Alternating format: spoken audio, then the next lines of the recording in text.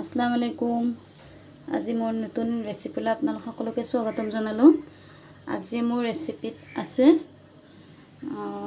মাছ আৰু টেঙাৰ জোল, আৰু এইফালে ৰাখিছোঁ আৰু এটা বেলেগ ৰেচিপি। এইটো হৈছে মিক্স মাছ, ইয়াতে চব মাছ আছে আৰু জহা ভোল আৰু মিক্স মাছৰ চৰচৰি।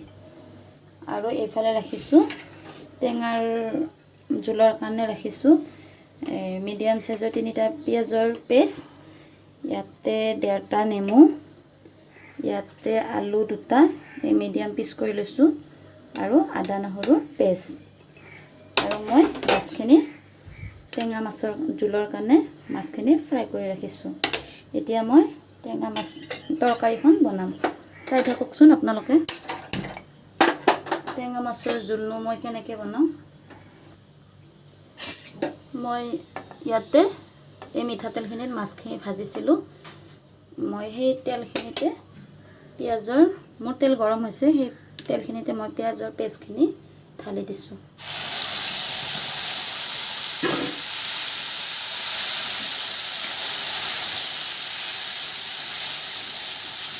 মই পিঁয়াজৰ লগতে কেঁচা জলকীয়া 4টা দি দিছোঁ। জলকীয়াকেইটাও পেষ্ট বনাই লৈছোঁ। এতিয়া বহুত গৰম, আপোনালোকেও টেঙাৰ জোল খাবচোন। টেঙা খাৰ এইবিলাক খাব লাগে, যথেষ্ট গৰম কৰিছে। টেঙা যিমান খাব পাৰে সিমানে ভাল। মোৰ তাত বেলেগ টেঙা নাই কাৰণে মই নেমুৱে ব্যৱহাৰ কৰিছোঁ।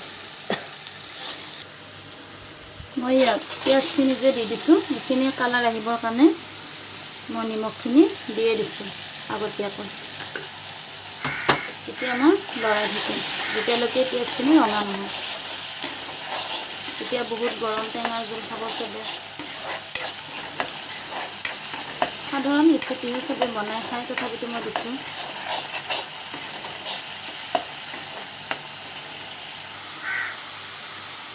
মোৰ পিঁয়াজ ৰঙা হ'ব ধৰিছে। মই ইয়াতে এইটো আদা নহৰু পেষ্টখিনি দি দিছোঁ।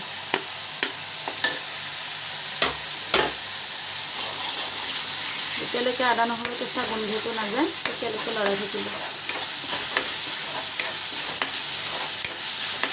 টেঙাৰ জোলত তেল কম ব্যৱহাৰ কৰিব, দেখিছেনে? মই তেল কম ব্যৱহাৰ কৰিছোঁ।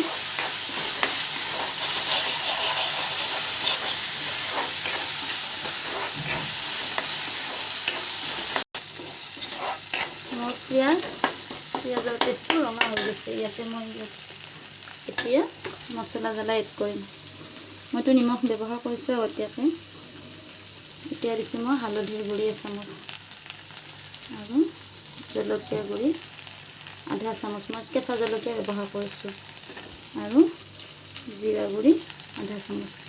টেঙাৰ জোলত বেছি মছলা জ্বালা ব্যৱহাৰ নকৰিব, একদম লাইটকৈ বনাব।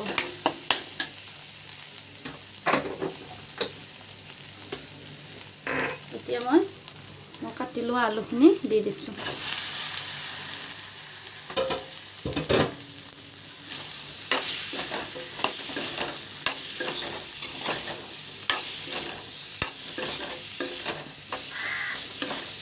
শুকান হৈ গৈছে ন, মই ইয়াতে এতিয়া পানী ব্যৱহাৰ কৰিম।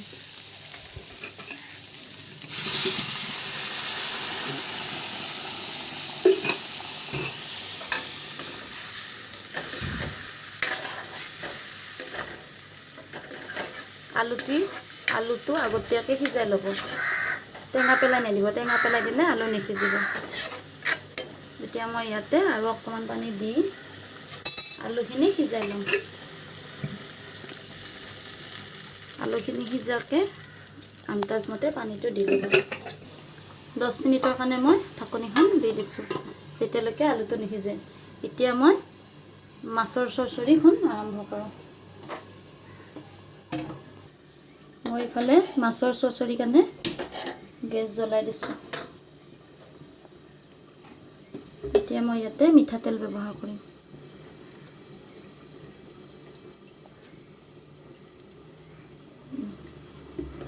মিঠাতেলখিনি অকণমান গৰম হ'ব দিব।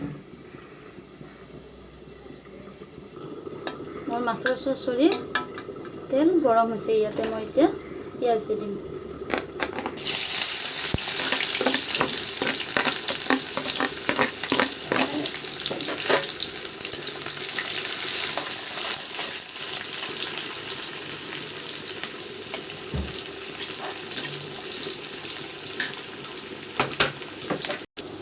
মই এই তৰকাৰীখনতো ঠিক একেদৰে পিঁয়াজ ৰঙা হ'বৰ কাৰণে আগতীয়াকৈ নিমখ দি দিছোঁ।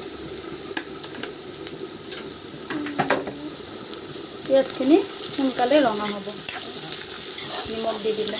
আপোনালোকে নিমখ দি ল'বচোন পিঁয়াজৰ ওপৰত।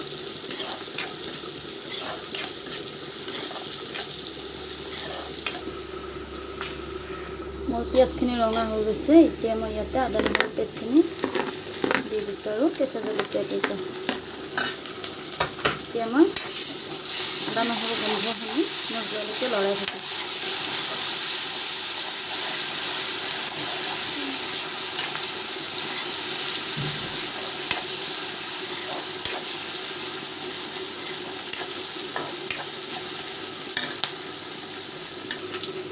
মোৰ পিঁয়াজ ৰঙা হৈ গৈছে। ইয়াতে মইতো নিমখ ব্যৱহাৰ কৰিছোঁ, দেখিছে। ইয়াত মই হালধিৰ গুড়ি আধা চামুচ, জিৰা গুড়ি আধা চামুচ, জলকীয়া গুড়ি আধা চামুচ। এতিয়া মই মছলাখিনি মিক্স কৰি ল'ম। মিক্স কৰা হ'ল। মই ইয়াতে এতিয়া মোৰ মিক্স মাছ, ইয়াত বহুত মাছ আছে, মই ইয়াত পেলাই দিলোঁ। বহুত ধৰণৰ মাছ আছে ইয়াতে।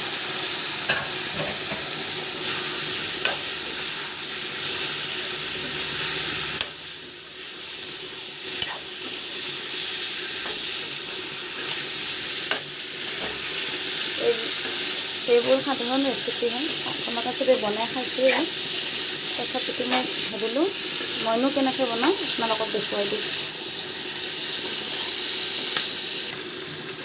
মই ইয়াত অকণমান পানী ব্যৱহাৰ কৰিছোঁ, মছলা জ্বালাখিনি যাতে কেৰাহীটোত লাগি নাযায়। এতিয়া মই দুবাৰমান লৰাই দিম। ইয়াত নিচিলা, বটীয়া, তোৰা, টিঙিৰা চব মাছ আছে। বেলেগ বেলেগ জেগাত চাগে বেলেগ বেলেগ ক'ব পাৰে নামবোৰ, কিন্তু মই যিটো কওঁ মই সেইটো কৈছোঁ। আপোনালোকে যদি বুজাত অসুবিধা হয় মোক তলত কমেণ্ট কৰি ক'বচোন আপোনালোকৰ ঠাইতনো কি কি নাম কয়। এতিয়া মই এইখিনি ঢাকনি লগাই দিম।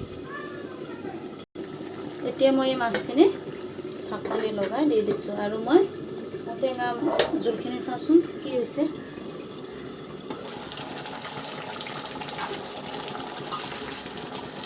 আলু প্ৰায় সিজিব ধৰিছে মোৰ। এতিয়া মই ইয়াতে মই যে ৰাখিছিলোঁ চেপি লোৱা নেমুখিনি ইয়াত দি দিম। মই ইয়াতে 1টা নেমু চেপি লৈছোঁ। আপোনালোকে বেলেগ টেঙাও ব্যৱহাৰ কৰিব পাৰে, মোৰ তাত আজি বেলেগ টেঙা একো নাই। সেইকাৰণে মই ইয়াতে নেমুৱে ব্যৱহাৰ কৰিম।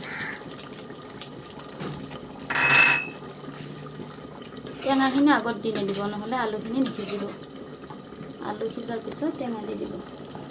আৰু অকণমান সময় কাৰণে ঢাকনি লগাই দি দিছোঁ।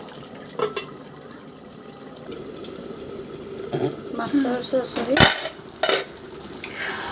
2 মিনিট 3 মিনিটৰ কাৰণে মই ঢাকনি লগাই দিছিলোঁ।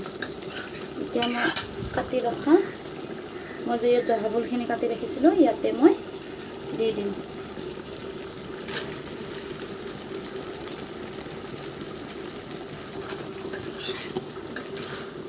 ফুলখিনি দি কিনে লৰাই দিব।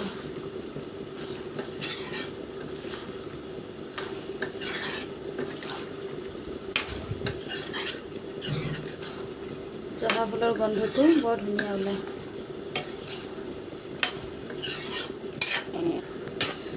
আকৌ মই ঠিক একেদৰে ঢাকনি লগাই দিম 10-15 মিনিটৰ কাৰণে। এইফালে মোৰ টেঙাৰ আঞ্জাখিনি চাওকচোন কি হৈছে। মোৰ টেঙাৰ জোলৰ আলু সিজিয়ে গৈছে। ইয়াতে মই এতিয়া পানী ব্যৱহাৰ কৰিম। আপোনালোকৰ প্ৰয়োজন অনুসৰি জোল ব্যৱহাৰ কৰিব, যাক যিমানখিনি জোল লাগে একেবাৰে দি দিব।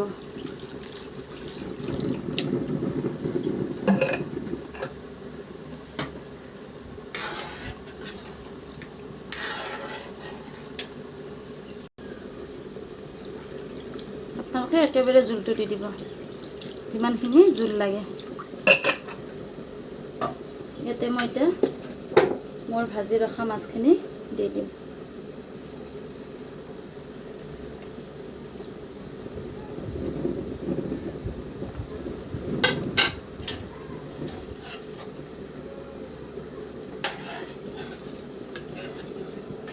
মই একেবাৰে পানী দি দিছোঁ। এতিয়া মই এইখিনি ভালকৈ উতল অহালৈকে ঢাকনিটো লগাই দিম। এয়া মোৰ টেঙাৰ জোল হৈ গৈছে প্ৰায়।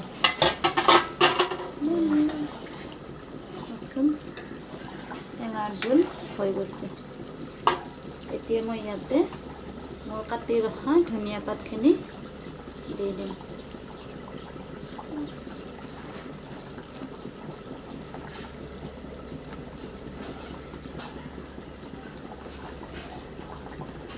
এনেকুৱা গৰমত পাৰিলে এনেকুৱা টেঙাৰ জোলে খোৱাটো ভাল।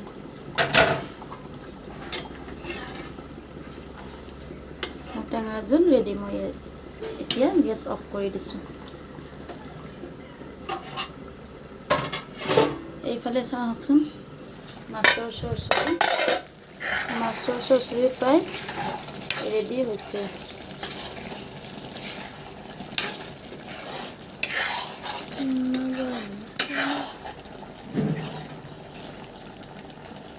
আৰু 2 মিনিটমান ঢাকনিটো লগাই দিম। এয়া মোৰ মাছৰ চৰচৰি তৰকাৰীও ৰেডি হৈ গৈছে।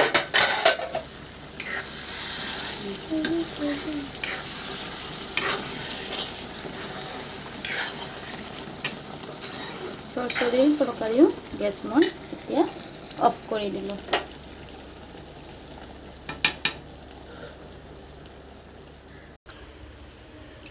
এয়া চাওকচোন, এইখিনি হ'ল মোৰ টেঙা মাছৰ জোল আৰু এইখিনি মিক্স মাছৰ চৰচৰি। মোৰ মিক্স মাছৰ চৰচৰি টেঙাৰ জোল ৰেডি হৈ গ'ল। যদি আপোনালোকৰ ৰেচিপি দুটা চাই ভাল লাগিছে, লাইক, শ্বেয়াৰ আৰু ছাবস্ক্ৰাইব কৰি দিব। আৰু নতুন নতুন ভিডিঅ' আনিবলৈ মই আপোনালোকৰ আগত চেষ্টা কৰিম। তেনেহ'লে এতিয়া মই আপোনালোকৰ পৰা বিদায় লৈছোঁ।